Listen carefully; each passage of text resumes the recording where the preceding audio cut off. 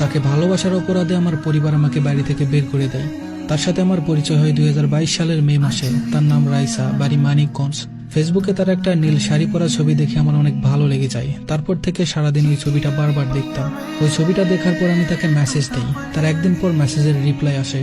তারপর প্রতিদিন মেসেজে কথা হতো সকাল বিকাল। এইভাবেই প্রায় 4 মাস কেটে যায়। এর ভিতরে 2-1 দিন 12 মিনিট কথা হয়েছে ফোনে। এই 4 মাস তাকে অনেকবার বলার চেষ্টা করেছি যে আমি তোমাকে ভালোবাসি, কিন্তু বলতে পারিনি। তো তারপর একদিন বিকাল বেলা তাকে বললাম যে আমি তোমাকে পছন্দ করি, ভালোবাসি। কিন্তু ও না করে দেওয়ার পরেও আমি তাকে বারবার বলি যে আমি তোমাকে ভালোবাসি। এভাবে আরো 1 মাস কেটে যায়। আমি তাকে অনেক ভালোবেসে ফেলেছিলাম। তাকে কোনোভাবে মাথা থেকে সরাতে পারছিলাম না। তারপর হঠাৎ একদিন সে নিজে থেকে বলে আমি তোমার সাথে রিলেশন করব। বিশ্বাস করেন, ওই দিন যে আমি কতটা খুশি হয়েছিলাম তা হয়তো আমি বলে বোঝাতে পারবো না।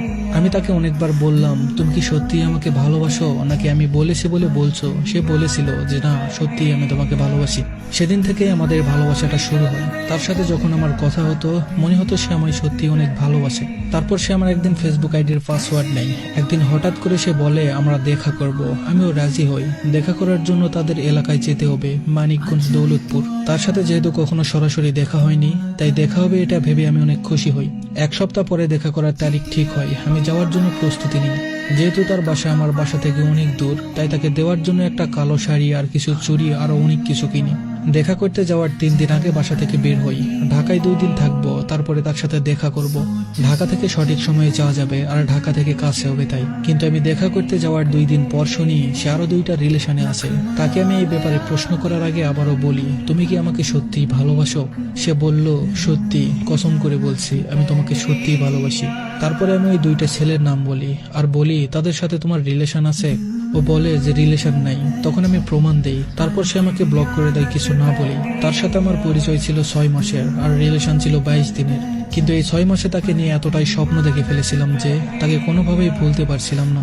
তার সাথে রিলেশন নষ্ট হওয়ার পর বিশ্বাস করেন নিজের আর বাঁচতে ইচ্ছে হচ্ছিল না।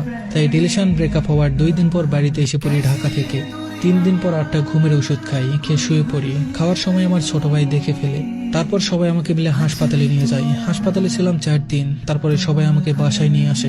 অনেকে আমাকে অনেক বুঝিয়েছে, কিন্তু যাকে মন থেকে ভালোবেসে ফেলেছি তাকে কি ভোলা যায়? এইভাবে আরো 1 সপ্তাহ কেটে যায়। আবার ওই একই চিন্তা মাথায় চলে আসে, সে কি কারণে আমার সাথে এমন করলো, আমাকে কেন ঠকালো। ওই দিন আবার ব্লেড দিয়ে হাত কেটে ফেলি। আমার এই পাগলামি দেখে আশেপাশের মানুষ আমার ফ্যামিলিকে অনেক কথা বলতো যা বলার মতো না। তখন আমার ফ্যামিলির মানুষগুলো আমার উপর রাগ করে। তার 3-4 দিন পর যখন দেখে আমার পাগলামি কমে না, তখন আমাকে বাসা থেকে বের করে দেয় আর বলে এমন ছেলে আমাদের দরকার নেই। আমি আমার পরিবারের অনেক আদরের ছিলাম, কিন্তু আমি এখন পরিবারের খারাপ ছেলে। বিশ্বাস করেন, ফ্যামিলির কাছে যখন যেতে চেয়েছি তখন সেটাই পেয়েছি। যে মা আমি একবেলা না খেলে জোর করে খাইয়ে দিত, সেই মা আমাকে বাসা থেকে বের করে দেয়। আমার পড়াশোনা বন্ধ হয়ে যায়। তখন আমি ঢাকা চলে আসি একটা চাচাতো ভাইয়ের কাছে। তখন আমার কাছে টাকা ছিল 620 টাকার মতো। এভাবে আরো 15টা দিন কেটে যায় চাচাতো ভাইয়ের কাছে। তারপর চিন্তা করলাম কাজ করব, হয়তো কাজের মধ্যে থাকলে ওকে ভুলে থাকা যাবে। তারপর আমি একটা কাজ নেই, 11 ঘন্টা ডিউটি, 9000 টাকা বেতন।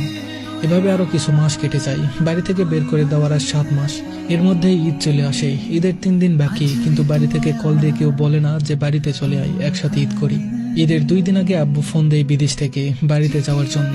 7 মাসে প্রথমবার কথা হয়েছিল আব্বুর সাথে, কিন্তু মা কল না দেওয়াতে বাড়িতে আর যাওয়া হয়নি। তাই ঈদে ঢাকায় থাকি। তার 1 মাস পর শুনি আব্বু বিদেশ থেকে এসেছে, দীর্ঘ 5 বছর পর। কিন্তু আমি জানি না। এই কথা শুনে মনে হলো বাবা মা থেকেও নেই। আজ মিথ্যে ভালোবাসার কারণে পরিবার থেকে অনেক দূরে, পরিবার থেকেও যেন নেই। 15 দিন পর হঠাৎ আব্বু ঢাকা আসলো আমাকে নিতে। আমার চাচাতো ভাইকে নিয়ে আমি যেখানে কাজ করি ওখানে চলে যাই। আমি তখন আব্বুকে থেকে জড়িয়ে ধরে কান্না করে দিই। তার 1 দিন পর আমাকে বাড়িতে নিয়ে আসে। সব ঠিকঠাক আবার হয়ে যায়। কিন্তু যাকে মন থেকে ভালোবেসেছি তাকে কি ভুলে থাকা যায়? প্রতিটা রাত কান্না করতে করতে কাটে। তার সাথে আমার রিলেশন নাই আজ 3 বছর 3 মাস। আচ্ছা, তাকে ভুলতে পারি না।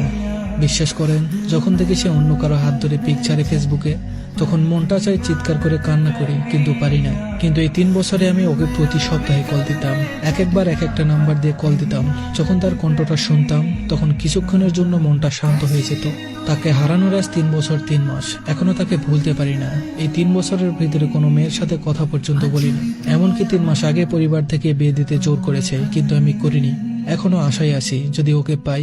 এখনো তার জন্য অপেক্ষায় আছি, যদি সে আমার হয়। সে এখন ঢাকা আগারগাঁও মহিলা পলিটেকনিক ইনস্টিটিউটে পড়াশোনা করে। রিলেশন আছে একটা ছেলের সাথে। আমি তাকে একটা কথাই বলতে চাই, আমি তোমার জন্য আজও অপেক্ষা করে আছি। আমার ভালোবাসা সত্যি ছিল, যদি পারো ফিরে এসো আমার জীবনে।